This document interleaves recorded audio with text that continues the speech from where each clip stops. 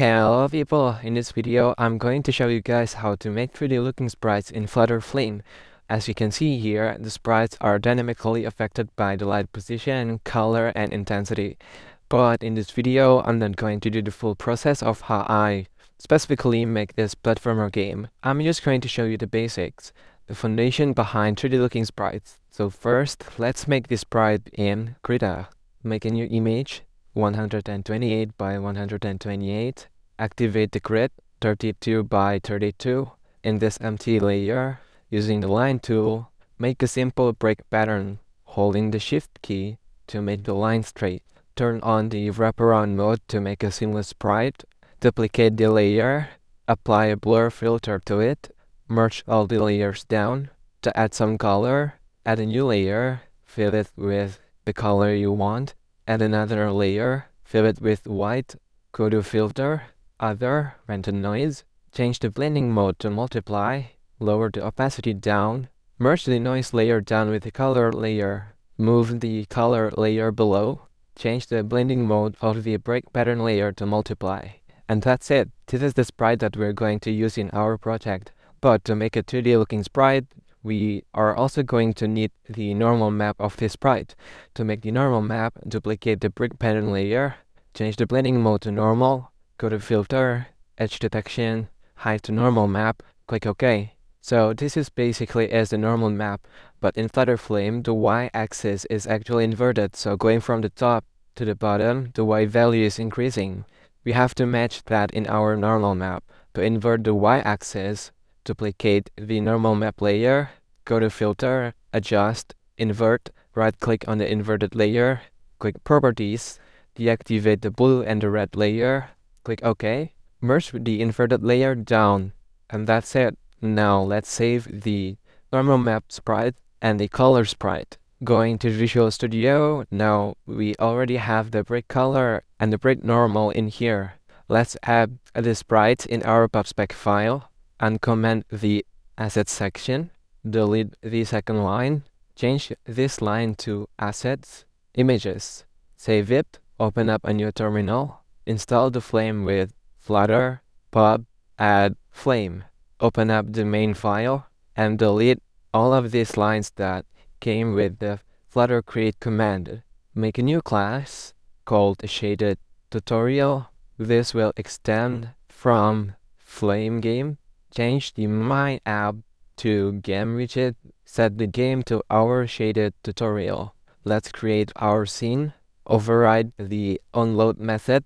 In here, let's load all the images. Change the onload method to async. I'm going to make several breaks, so in a loop for y from -2 to 2, for x from -2 to 2, create our break. It will be a sprite component from image. The image will be from cache, break color.png. Set the break size to 128 by 128. Set the break position to x times 128, y times 128. Add the break to our world. After that, let's create our light. Make a new file, call it light. In here, make a new class, light. It will have the position of the light. Make the constructor and the position variable inside the constructor. Don't forget to import the components library. Going back to main, let's create our light final, light, set the position to 0, 0, 32. Import the light library, and now we can see that our sprite component does not take a light object. So to make a sprite that is affected by light, we have to make our own sprite class. Make a new file called shaded sprite component. Make the class shaded sprite component, and this will extend from position component. In here, we are going to need the image, the normal fragment shader to draw our sprite, and the light that will affect how the sprite looks. create the constructor and add all the variables in here: image, normal, shader, and light. Import the light library in the main file. Now we can change the sprite component with our own sprite class. Shaded sprite component. The image will be the same as before. From cache, it will be the brick color.png. The normal will also be from cache. It will be the brick normal.png. The shader, we don't have that yet. So let's create our shader in the assets folder. New file, call it shader.frag. Add the shader in the pubspec file. Below the assets section, create a new section, call it shaders. And here will be assets shader.frag. Save it, going back to the main file. Let's load our shader. In here, create a fragment program called fragment program. In the main function, load the fragment program from asset. The path will be assets shader.frag. Await this call and change the main function to async. Now we can put our shader using fragment program.fragment shader. Split this line into multiple lines. Now let's write our shader. In the shader.frag, first define the version. It will be 4.6.0 core. Include Flutter runtime effect.tlsl. For the variables, we're going to need the position, the size, the image, the normal, and the light position. Also create the out vector for, name it frag color, then make the main function. So in here, to sample a color from the image to be applied to the current pixel frag color, we need to know the UV first. To calculate the UV, we're going to use the Flutter frag coord divided by the size. Sample the color using the texture function with our image at UV. Then we can apply it to our fried color. Now, to calculate how bright our current pixel is, we need to know the distance between the current pixel to the light position. As we all know that the further you get from the light, the dimmer it will be. Let's calculate the pixel position. Name it world pause.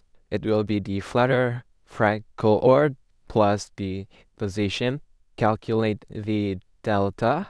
It will be the light position subtracted by the world position.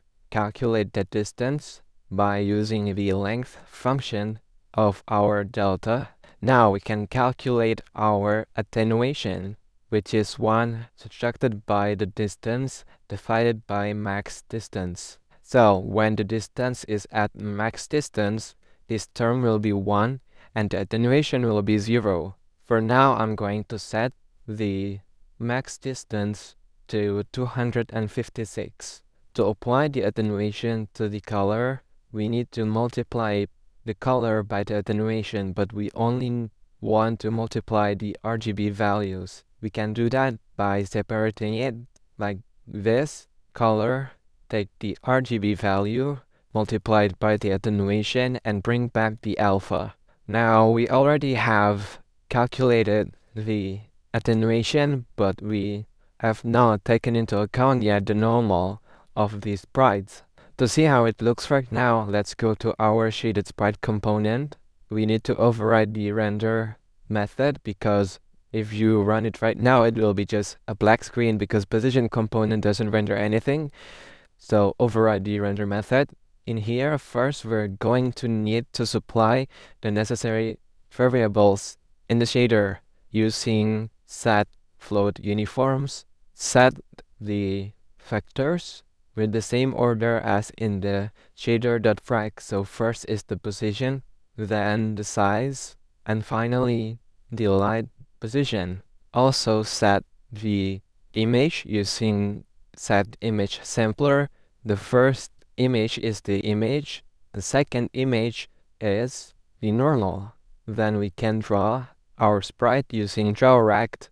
The rect will be from LTWH, the left will be 0, the top will be 0, the width and the height leave them be, and the paint, make a new paint and set the shader to our shader.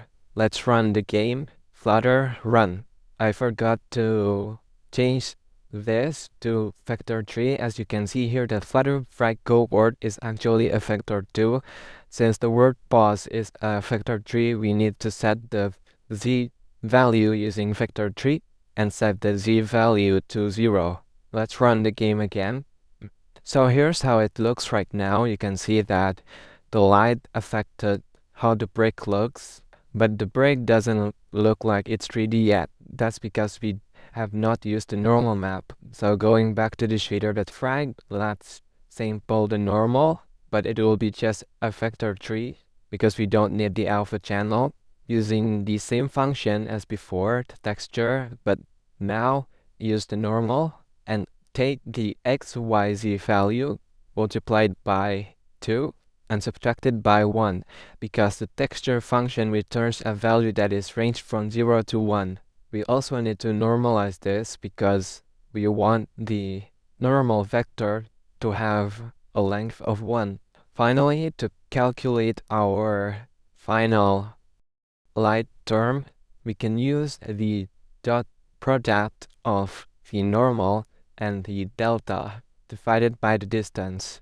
This way the delta will also be normalized. Since the value of a dot product is ranged from -1 to 1, we need to clamp this so it's not going to be lower than 0. Move the attenuation to here, then we can replace the attenuation with the light term that we just calculated.